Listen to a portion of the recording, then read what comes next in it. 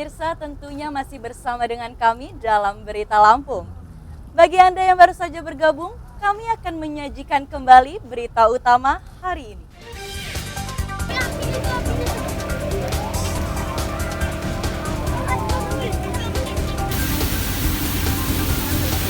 Kebakaran gudang BBM ilegal di tengah permukiman padat di Teluk Betung Timur, Bandar Lampung merusak 5 rumah warga.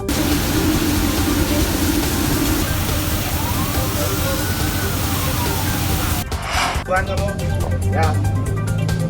Coba berdiri dulu. Seorang kurir narkoba ditangkap saat baru turun dari bus di Terminal Pringsewu. Apa ini? Di Lampung Utara melaporkan saat melintasi Jembatan Wai Abung di Jalan Sumatera Lintas Tengah, Lampung Utara rusak dan nyaris ambrol. Selamat siang.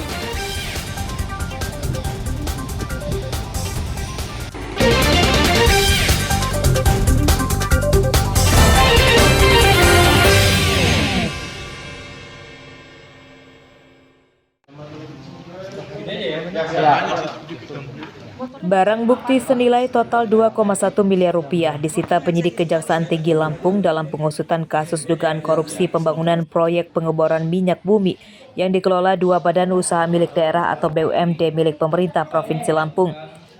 Barang bukti yang disita berupa uang tunai sebesar hampir 900 juta rupiah, beberapa jam mewah, sepeda motor, surat-surat kendaraan, dan rekening tabungan deposito. Dua BUMD tersebut yakni PT Laju Jaya Utama dan anak perusahaannya PT Lampung Energi Berjaya. Pihak Kejati menyatakan ada dugaan penyelewengan dana participation interest atau PI 10% pada wilayah kerja offshore South East Sumatera terkait pengeboran minyak bumi di Lampung. Dana yang dikorupsi bersumber dari perusahaan BUMN Pertamina Hulu Energi.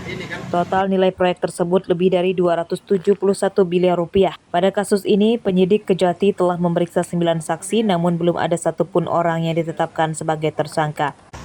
Tim penyidik telah melakukan rangkaian tindakan penyidikan berupa tindakan penggeledahan yang dilakukan di kantor PT Lampung Energi Berjaya dan di 6 titik lokasi penggeledahan lainnya yang terbagi di wilayah Bandar Lampung dan Kabupaten Lampung Timur. Bahwa terhadap tindakan penyidikan berupa penggeledahan tersebut, tim penyidik menemukan uang dan beberapa dokumen terkait dana partisipasi interest tersebut. Bahwa selain dokumen yang ditemukan dalam penggeledahan, tim penyidik juga menemukan mata uang rupiah dan mata uang asing, di mana hingga saat ini tim penyidik masih melakukan pendalaman terkait asal-muasal kepemilikan mata uang rupiah dan mata uang asing tersebut. Untuk diketahui, participation interest adalah besaran maksimal yang wajib ditawarkan oleh kontraktor kepada BUMD sejak persetujuan rencana pengembangan lapangan yang pertama. Tujuan dari Peraturan Menteri Energi, Sumber Daya Mineral atau ESDM tersebut yaitu untuk meningkatkan peran serta daerah dan nasional dalam pengelolaan minyak dan gas. Jeffrey Arifin melaporkan dari Bandar Lampung. Ini kan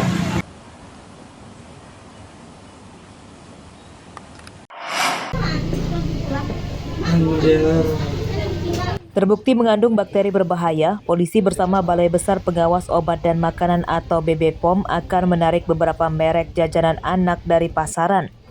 Antara lain merek Bomb Stripe, Spicy, Noodle Stick, dan Yummy Stick. Jenis jajanan tersebut diduga sebagai penyebab belasan pelajar SD Negeri 1 Durian Payung, Bandar Lampung keracunan beberapa waktu lalu.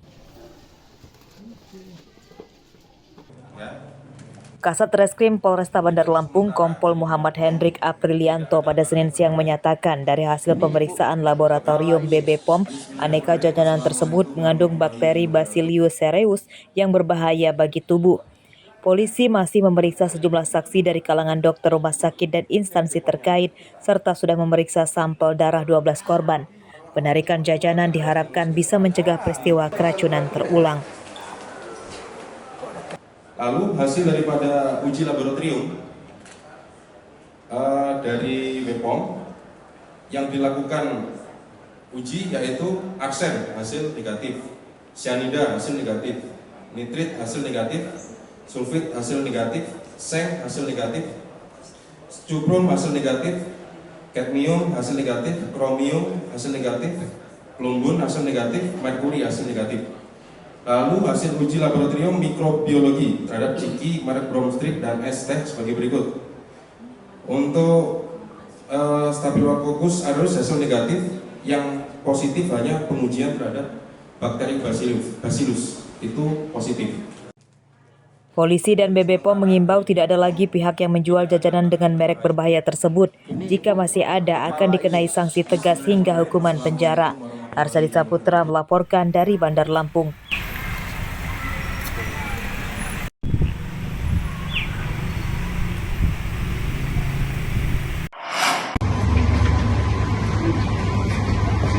Sebanyak 1.059 peserta calon pegawai negeri sipil atau CPNS Senin pagi mengikuti tes seleksi kompetensi dasar atau SKD di Gedung Serbaguna Kampus Universitas Islam Negeri Raden Intan Lampung, Kecamatan Sukarame, Bandar Lampung.